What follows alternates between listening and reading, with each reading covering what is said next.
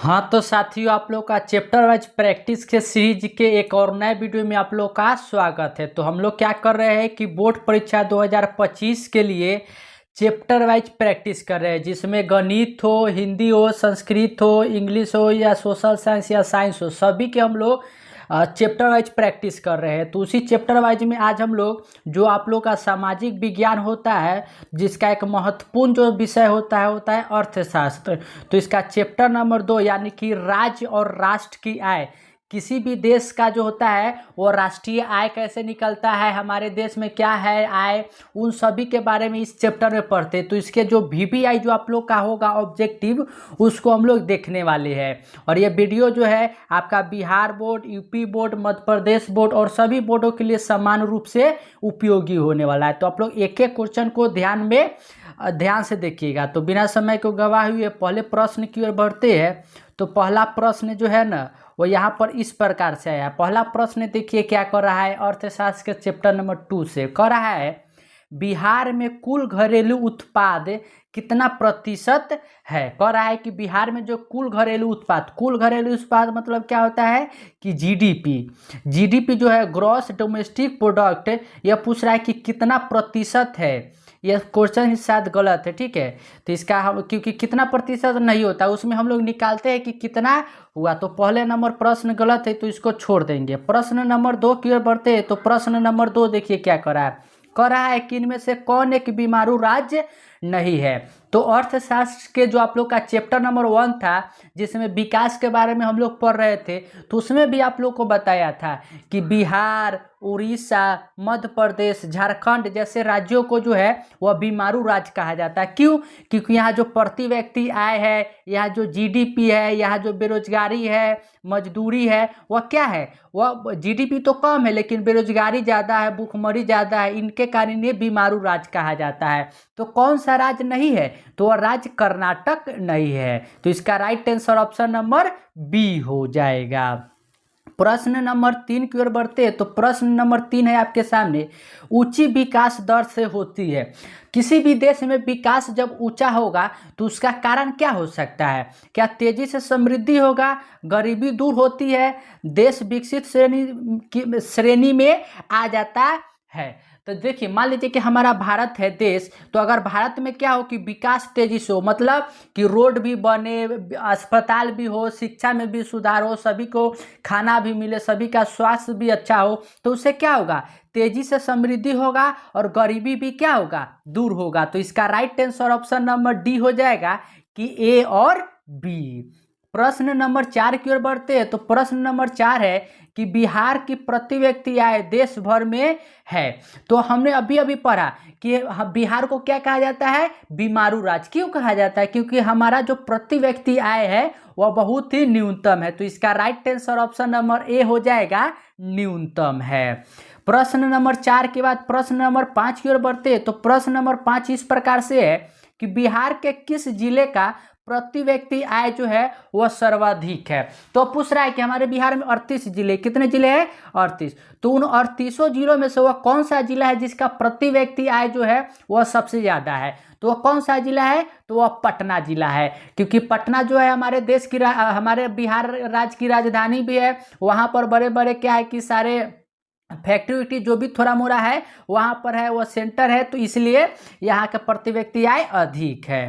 प्रश्न नंबर 6 की ओर बढ़ते हैं। तो 6 नंबर प्रश्न देखिए क्या करा है कि बिहार में सबसे कम प्रति व्यक्ति आय वाला जिला है। हमारे बिहार में जो सबसे कम प्रति व्यक्ति आय वाला जिला है वह कौन सा है? तो सबसे ज़्यादा तो आप लोग को याद हो गया कि पटना, और सबसे कम आप लोग याद कर लीजिएगा कि शिवहर जिला का है। कौन सा जिला का? शिवहर जिला का। और एक फैक्ट आप लोग यह भी याद रखिएगा कि बिहार का सबसे छोटा जिला अगर पूछा जाए आपसे तो अभी आप लोग बताइएगा क्या कि शिवहर है। प्रश्न नंबर 7 की ओर बढ़ते हैं। तो प्रश्न नंबर 7 है कि राष्ट्रीय आय पूछा गया है कि क्या होता है। तो राष्ट्रीय आय क्या होता है कि जो भी हम सामान खरीदते हैं यानी कि उपभोग करते हैं और सरकार जो विनियोग करता है। विनियोग मतलब क्या होता है कि मान लीजिए कि सरकार का कोई एक कंपनी है, क्या है, इस प्रकार का कंपनी है, तो इस कंपनी का कुछ शेयर जो है ना वह किसी प्राइवेट कंपनी को बेच देता है, तो विनियोग कहलाता है। तो इसका right answer option number B हो जाएगा, सॉरी ए हो जाएगा। प्रश्न नंबर 8 की ओर बढ़ते हैं। तो 8 नंबर प्रश्न है क्या कि निम्न में किसके अनुसार राष्ट्रीय लाभांश किसी समाज की वस्तुनिष्ठ अथवा भौतिकी आय का वह भाग है जिसमें विदेश से प्राप्त आय भी सम्मिलित होती है, जिसकी मुद्रा के रूप में माप हो सकती है। ये पूछ रहा है कि यह कौन कहते हैं। तो याद रखिएगा इस कथन को कहने वाले जो है वह है पीगू। कौन है? पीगू। तो इसका right answer option number A हो जाएगा।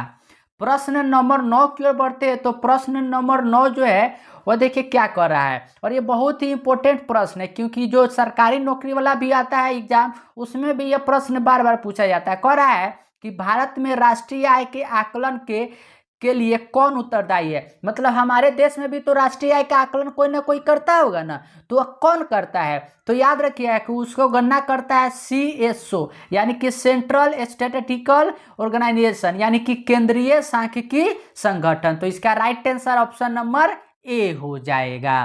प्रश्न नंबर 10 की ओर बढ़ते हैं। तो प्रश्न नंबर 10 देखिए क्या कर रहा है। उत्पादन एवं आय गणना विधि आर्थिक दृष्टिकोण से है। जो उत्पादन होता है मतलब किसी भी चीज को उत्पादन करना, और आय गणना विधि जो है वह आर्थिक दृष्टिकोण से क्या है, तो सहज भी है, वैज्ञानिक भी है और व्यवहारिक भी है, यानी कि ऑप्शन नंबर डी हो जाएगा कि उपयुक्त तीनों। प्रश्न नंबर 11 की ओर बढ़ते हैं। तो 11 नंबर प्रश्न है बिहार में गरीबी रेखा से नीचे गुजर बसर करने वाले लोगों का प्रतिशत है। मतलब क्या है कि आप लोग BPL जानते हुएगा, आप लोग अपने गांव में बार बार सुनते हैं जो राशन कार्ड के जरिए आपको राशन मिलता है वह किसके जरिए मिलता है, वह BPL के जरिए मिलता है। बी यानी कि बिलो पॉवर्टी लाइन, गरीबी रेखा से नीचे। तो हमारे बिहार में याद रखिएगा कि 41.4% जो है ना वह क्या है कि गरीबी रेखा से नीचे है। तो इसका right answer option number B हो जाएगा।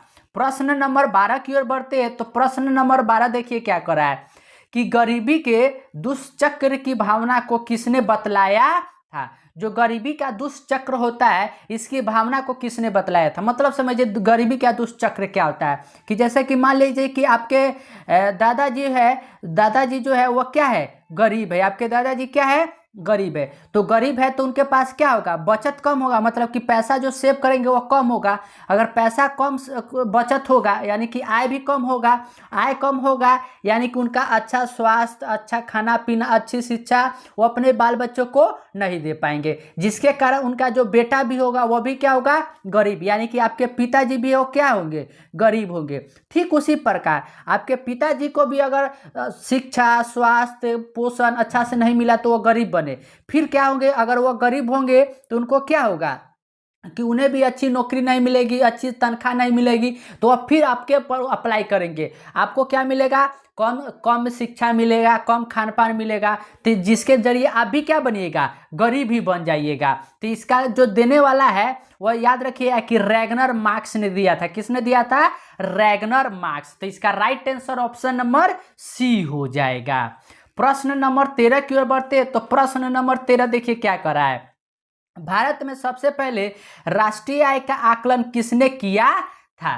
तो जैसे हमारे देश में राष्ट्रीय आय का आकलन क्या होता है कि प्रत्येक वर्ष होता है, तो ठीक उसी प्रकार तो किसी न किसी हमारे देश का सबसे पहले आकलन किया होगा। तो याद रखिए कि 1868 में जो है ना दादा भाई नौरोजी नामक एक व्यक्ति जो थे उन्होंने हमारे देश का राष्ट्रीय आय का गणना किया था और बताया था कि हमारे देश का जो राष्ट्रीय आय है वह क्या है, प्रति व्यक्ति राष्ट्रीय आय वह 20 रुपया है। ठीक है, तो इसका राइट आंसर जो हो जाएगा वो ऑप्शन नंबर ए हो जाएगा, दादा भाई नौरोजी।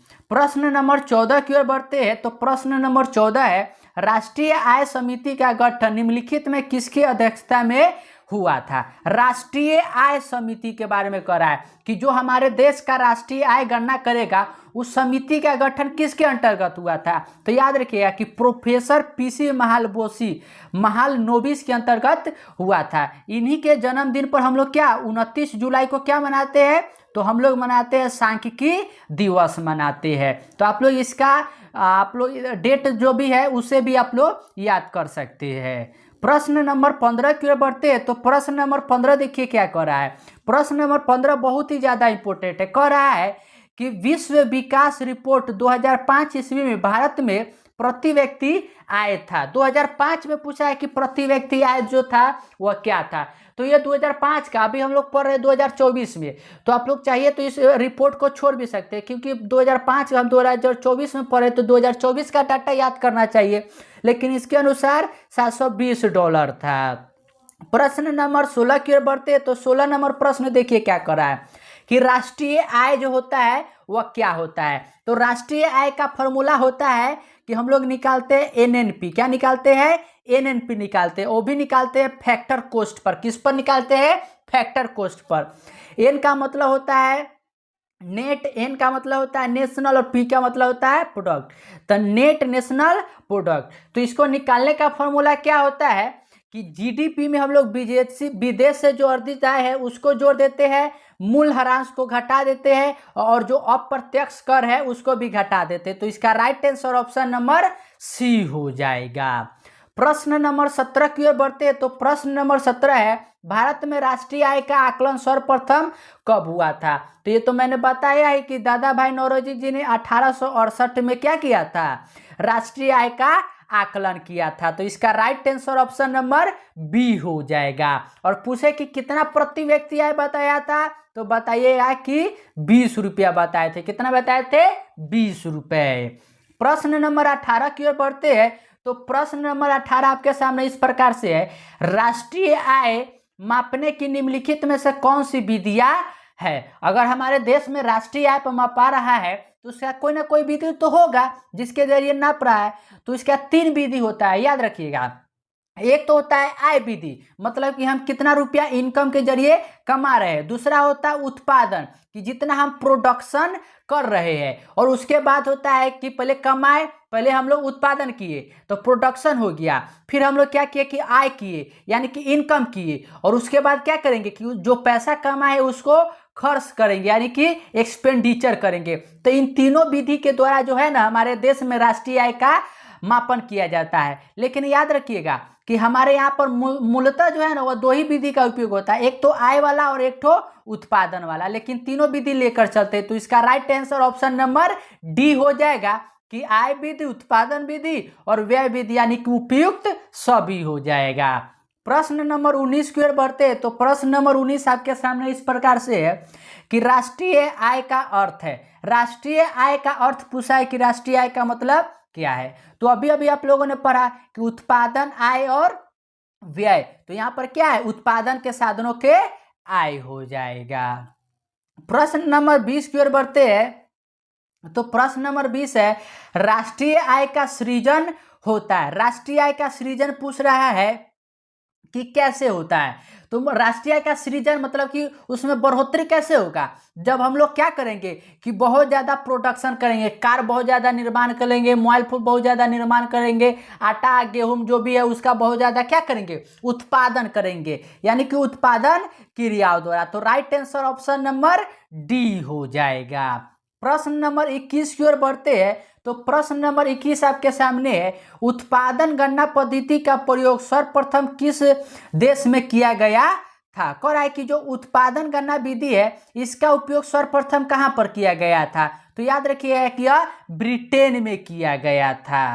प्रश्न नंबर 22 की ओर बढ़ते हैं। तो प्रश्न नंबर 22 है, वास्तविक राष्ट्रीय आय वार्षिक शुद्ध उत्पादन का वह भाग है जिस वर्ष में प्रत्यक्ष रूप से उपयोग किया जाता है। राष्ट्रीय आय की परिभाषा किसने दिया था।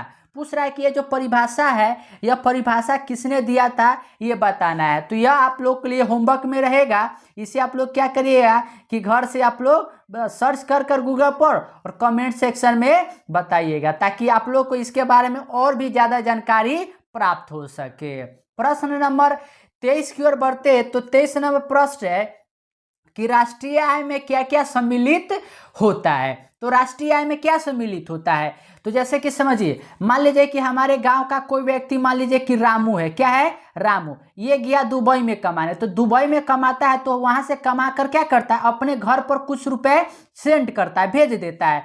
तो जो विदेश रुपया कमाया वो तो है ही है, और साथ ही साथ हम लोग क्या किए कि अपने यहाँ टायर बनाए, कुछ भी बिजनेस किए, खेती किए, उससे जो प्राप्त आय है वह भी, इन दोनों को जोड़ते हैं तो क्या मिलता है? राष्ट्रीय आय। यानी कि ऑप्शन नंबर ए और बी दोनों सही है, तो इसका राइट आंसर सी हो जाएगा।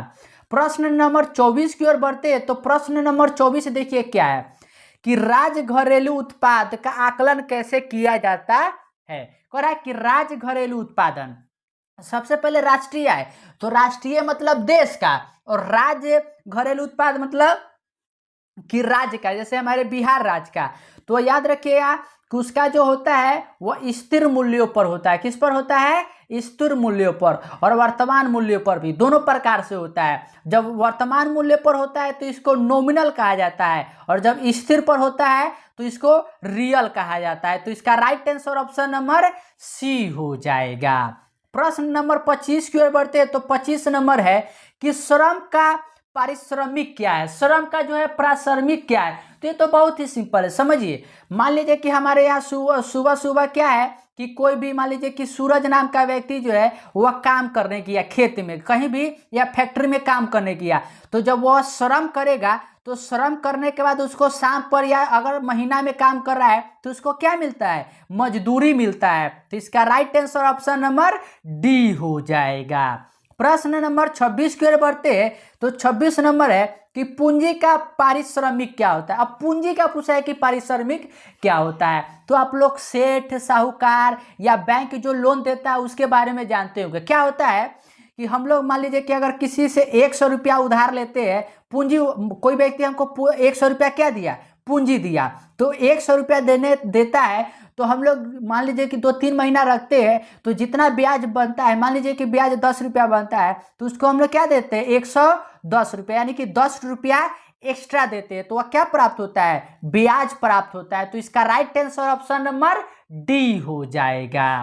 प्रश्न नंबर 27 की ओर बढ़ते हैं। तो 27 है कि भूमि का पारिश्रमिक होता है। भूमि का पारिश्रमिक क्या होता है? तो हमारे यहाँ मान लीजिए कि कोई भी भूमि है इस प्रकार से, तो हम किसी को लीज पर दे देते हैं कि आप मेरा खेत ले लीजिए, आप उसमें खेती करना है, दुकान करना है, जो भी करिए, और हमको साल में क्या करिएगा या महीना में कि जितना पैसा बंधेगा उतना आप हमको दे दीजिएगा। तो वह क्या करता है? लगान देता है। क्या देता है? लगान। तो इसका right answer option number B हो जाएगा। प्रश्न नंबर 28 की ओर बढ़ते हैं। तो 28 नंबर प्रश्न है कि विकसित राज्यों की ऊंची होती है।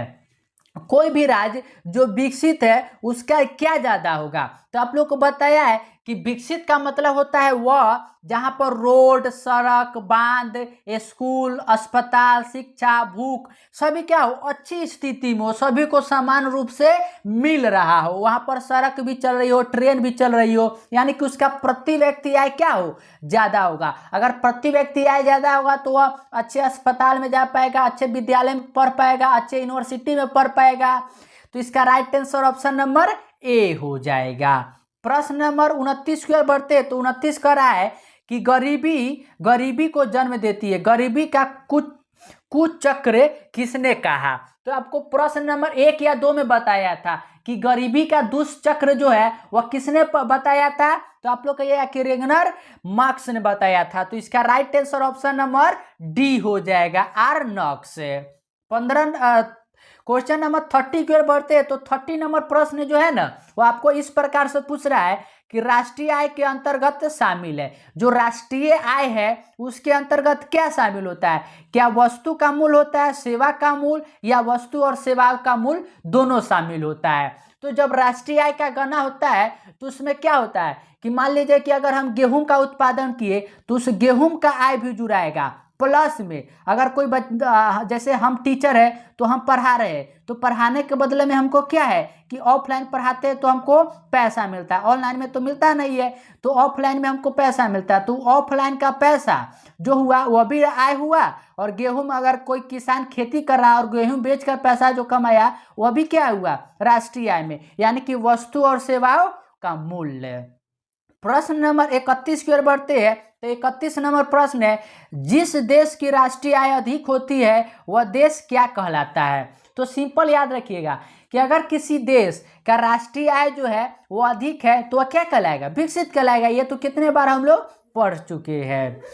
प्रश्न नंबर 32 की ओर बढ़ते हैं। तो प्रश्न नंबर 32 आपके सामने है कि निम्नलिखित में से कौन सा देश विकसित अर्थव्यवस्था का अर्थव्यवस्था का यहाँ का जो होगा वो अलग होगा। उदाहरण है, विकसित अर्थव्यवस्था का उदाहरण कौन सा है? तो याद रखिएगा कि वो ब्रिटेन जो है ना, ब्रिटेन, इंग्लैंड, वह क्या है? वह विकसित अर्थव्यवस्था का उदाहरण है। और कैसे है? क्योंकि वहाँ रोड, अस्पताल, भूखमरी जैसे सभी समस्या जो है ना वह सुधर चुका है। प्रश्न नंबर 33 की ओर बढ़ते हैं। तो 33 नंबर प्रश्न देखिए क्या करा है कि भूमि का पारिश्रमिक उसकी आय के रूप में क्या प्रकट करता है? तो भूमि का पारिश्रमिक क्या बताया? तो 2-3 क्वेश्चन पहले ही बताया है कि लगान करता है। प्रश्न नंबर 34 की ओर बढ़ते हैं। तो 34 नंबर प्रश्न है कि भारत में गरीबी रेखा से नीचे रहने वाले लोगों की संख्या क्या है? तो आपको बिहार में बताया कि 41.6% बताया ना कि गरीबी रेखा यानी कि बीपीएल, बिलो पॉवर्टी लाइन के नीचे रहते हैं। तो उसी प्रकार आपको गूगल पर जाना है और सर्च मारना है कि गरीबी रेखा से नीचे भारत में कितने % लोग रहते हैं, और जितना आएगा उसको आप लोग कमेंट सेक्शन में बताइएगा। तो आप लोग के लिए 2 होमवर्क हो चुका है। प्रश्न नंबर 35 की ओर बढ़ते हैं। तो प्रश्न नंबर 35 बहुत ही सिंपल आया है कि बिहार के किस जिले का प्रति व्यक्ति आय सर्वाधिक है? तो बता ही दिया कि पटना। क्यों? क्योंकि पटना में नगर निगम है, पटना शहर है, राजधानी है, वहां पर सेवाएं बहुत ज्यादा है। तो इसका right answer option number A हो जाएगा। प्रश्न नंबर 36 की ओर बढ़ते हैं। तो प्रश्न नंबर 36 देखिए क्या करा है कि भारत में वित्तीय वर्ष कहा जाता है। वित्तीय वर्ष क्या होता है? तो वित्तीय वर्ष को हम लोग इंग्लिश में कहते हैं फाइनेंशियल ईयर। क्या कहते हैं? Financial year. जैसे कि आप लोग अपने गांव में या किसी बड़े आदमी से बार बार सुनिएगा कि बैंक सब जो होगा ले ना वो कर नया साल अप्रैल में होता है। आप लोग ऐसा सुनते ही गांव में, भोजपुरी में कहते हैं कि नया साल हुआ ले ना वो कर अप्रैल में हुआ ले। मतलब क्या है कि जो बैंक का होता है या कोई भी वित्तीय अति होता है वह क्या होता है? वह 1 अप्रैल से 31 मार्च तक होता है। उसी के बीच में उनका जितना भी लेन देन होता है उसका डाटा रखते हैं। तो इसका right answer option number C हो जाएगा। प्रश्न नंबर 37 की ओर बढ़ते हैं। तो प्रश्न नंबर 37 देखिए क्या करा है। 37 है कि भारत में किस राज्य की प्रति व्यक्ति आय सर्वाधिक है? कह रहा है कि सबसे ज्यादा जो प्रति व्यक्ति आय है वह किसका है? तो याद रखिए कि वह गोवा राज्य का है। किसका है? गोवा। तो right answer option number D हो जाएगा। प्रश्न नंबर 38 की ओर बढ़ते हैं। तो 38 है कि बिहार में सर्वाधिक न्यूनतम प्रति व्यक्ति आय कौन है? तो बता ही दिया कि शिवहर हो जाएगा। और शिवहर कहाँ है? तो ये हमारा वैशाली हुआ। वैशाली के बगल में मुजफ्फरपुर, और मुजफ्फरपुर के बगल में देम छोटा सा जो है वह शिवहर जिला है। प्रश्न नंबर 39 की ओर बढ़ते हैं। तो 39 है कि राष्ट्रीय आय की गणना में कौन सी कठिनाइयाँ है? राष्ट्रीय आय की गणना में कौन सी कठिनाइयाँ आता है? तो मान लीजिए कि हम किसी चीज की गणना कर रहे हैं, अगर एक ही चीज को 2 बार गणना कर दिए, या मान लीजिए कि उस गणना करने के लिए जो मूल होगा उसको एकत्र करने में दिक्कत आएगी, तो आंकड़ों को एकत्र करने में या दोहरी गणना की संभावना या मूल मापन की कठिनाई, ये तीनों के तीनों क्या होता है? गणना की कठिनाइयाँ होता है। प्रश्न नंबर 40 की ओर बढ़ते हैं। तो प्रश्न नंबर 40 इस प्रकार से है, सन 2008 से 9 के अनुसार भारत की औसत प्रति व्यक्ति आय क्या है? तो अभी बताया कि अगर पिछले साल का या बहुत 10-15 साल का पूछ रहा है तो उसको आपको याद करने की जरूरत नहीं है, आप लोग नया याद कर लीजिएगा। लेकिन इसका याद रखिएगा कि उस समय 25,494 जो था वह क्या था? औसत प्रति व्यक्ति आय था। तो इस प्रकार हमारा चैप्टर नंबर 2 जो है अर्थशास्त्र का वह भी कंप्लीट हो गया। तो इसके बाद हम लोग चैप्टर नंबर 3 और सभी सब्जेक्ट का हम लोग इसी प्रकार से अगर चैप्टर वाइज प्रैक्टिस करते चलेंगे तो एग्जाम से पहले ही हम लोग क्या कर लेंगे कि mix practice, model paper, sample paper सभी लोग कर लेंगे। तो आप लोग चैनल पे बने रहिएगा और वीडियो को सारे कंसेप्ट को समझते चलिएगा।